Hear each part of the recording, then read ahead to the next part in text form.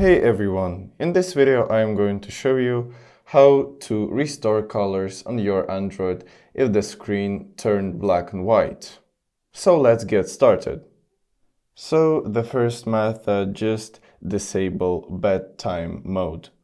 Open settings and scroll down until you see the digital well-being and parental controls tab.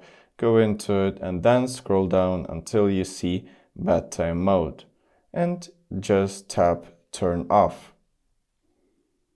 And this will return the colors of your Android. So if the first method doesn't work, just follow these simple steps.